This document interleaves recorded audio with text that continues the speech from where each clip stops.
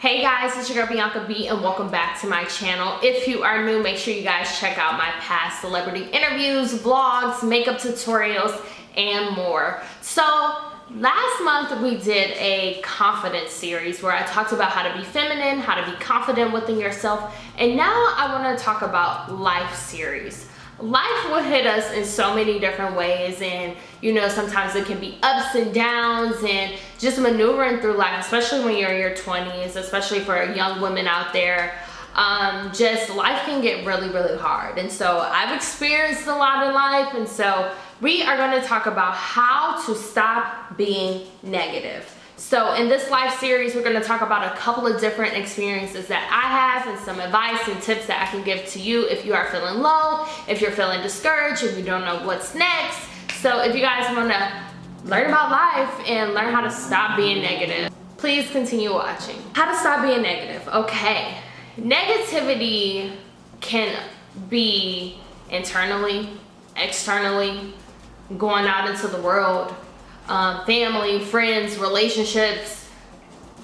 Things can happen in your life where you were not expecting it, you did not plan it, just like we all didn't plan this pandemic. And some people have gotten really negative and feel like, what's next? What am I supposed to do? I can't afford this, I can't do this, I can't accomplish this, I don't know how to start a business, I don't know how to get on YouTube or do anything. So I'm going to share my tips on how I personally stop being negative. You know, I feel as though, one, you attract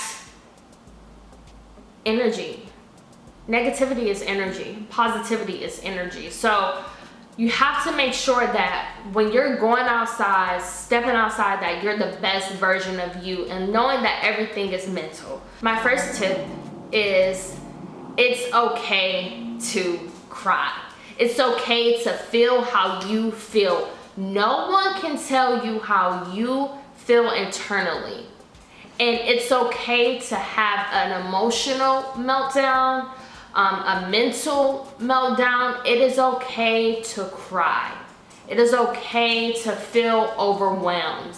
It is okay. This is life, and this is why I call it the life series. It's okay to cry and feel the way you feel, and you are allowed to be in a low place, but you're not going to stay there forever. So always remember that it's okay to cry and you're not going to stay there forever. The second step is figuring out what is the root to this problem or this issue. Why am I feeling negative? Why am I feeling not my highest self? Figure out what is the root to the problem. Is it money? Is it love? Is it change? Is it fear? So kind of really, it's like a problem. It's like solving a problem. Why do I feel negative? Why do I not feel whole? Why am I just feeling so discouraged? Really get to the root of the problem. And most of the time, it's like three things. My mentors, I think she said it in the vlog, I'll put it here. But those are main reasons why people feel negative. You know, and sometimes you think someone else is being negative, but really it's you, because you are attracting that negativity. So try to figure out what is the root to my problem. Why do I feel this way? So for example, a lot of people know that I moved back and forth from New York to LA, and I felt like a failure. I felt very low. I felt like I was finally becoming successful and it was all taken away from me. So I had to really, A, cry, it's okay, and B, find out what was the root to my problem. The root to my problem was change. I can adapt. But I think the change, when I felt like a failure, I felt because of change. It wasn't about money. It wasn't about love. It was just change. You have to remember that things are temporary. They're not always longevity. Things change in life, and you have to learn how to adapt. So for me, I had to find out what was the root of the problem. I was getting comfortable, and my friend Tabitha, shout out to Tabitha, we had a long talk, and she said, Bianca, you were just comfortable. You had gotten comfortable, and now you're uncomfortable, and it's change. And so once I sat down and really figure out the roots of my problem, I'm like, oh, this is fixable. If I could move to New York in 14 days, if I could make new friends, if I can adjust to a new job, if I could be successful at that job, I know that I can get through this. If I've been super low before, I know I can get through this. So I allowed myself one day, literally one day, to feel the way that I felt. When I got off that plane and came back to LA, I cried. I cried on the way there, I cried on the way back, I cried during. I just was, change really affected me. The third thing, practice gratitude.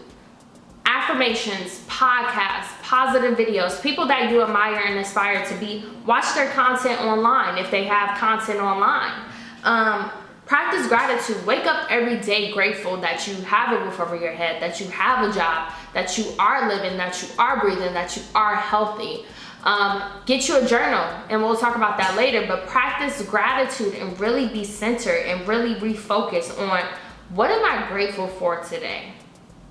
What am I grateful for today? The next tip, change your surroundings. And that goes back to change.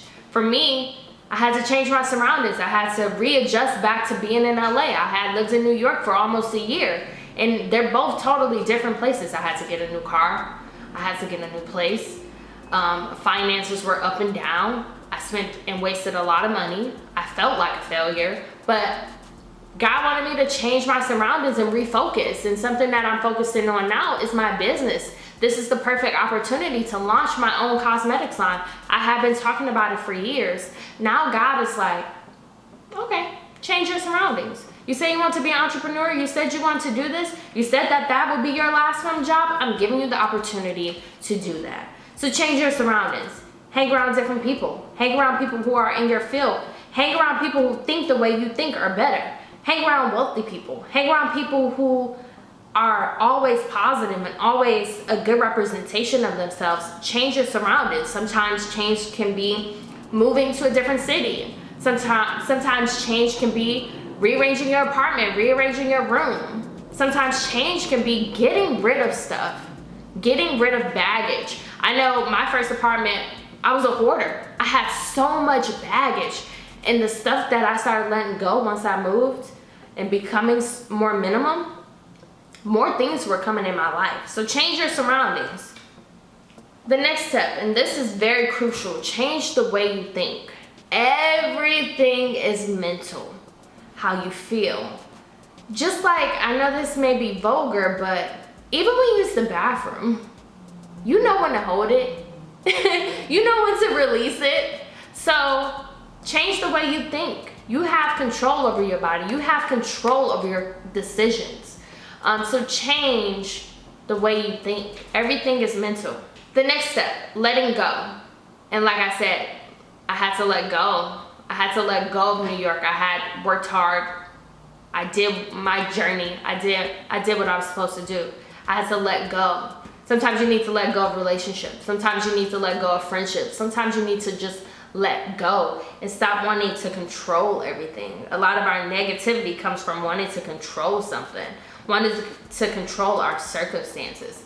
And you know, I said everything is mental, but you have to start controlling yourself first and how you react to things. So if you are unhappy at your job, change your thinking. Change how you think about it. Wake up and say, wow, today I love my job. I have a job. Some people don't even have a job. Some people wanted your job. So, you know, learn how to let go. And if it's time for you to depart or something, let it go.